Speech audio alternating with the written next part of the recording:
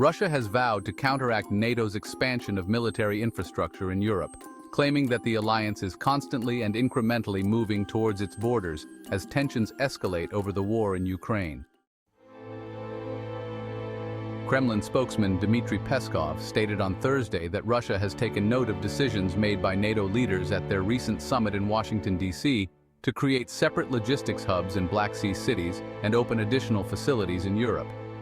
Peskov described this as a very serious threat to the national security of our country and said Russia will need to take thoughtful, coordinated, effective responses to deter NATO, to counteract NATO.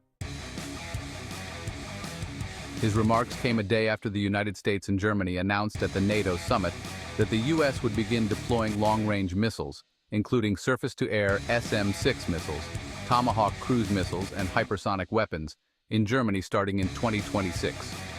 NATO also declared that a new U.S. air defense base in northern Poland, designed to detect and intercept ballistic missile attacks, was now mission-ready.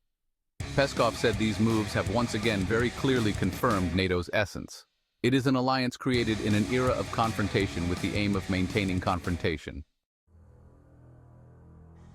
Last month, President Vladimir Putin stated that Russia should resume production of intermediate and shorter-range nuclear-capable missiles and consider where to deploy them, in response to the U.S. bringing similar missiles to Europe and Asia.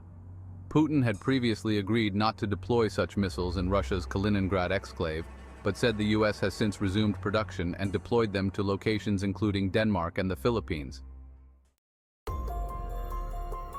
Speaking on the sidelines of the NATO summit, Turkish President Recep Tayyip Erdogan expressed concern about the possibility of direct confrontation between Russia and NATO, saying any steps in that direction should be consciously avoided.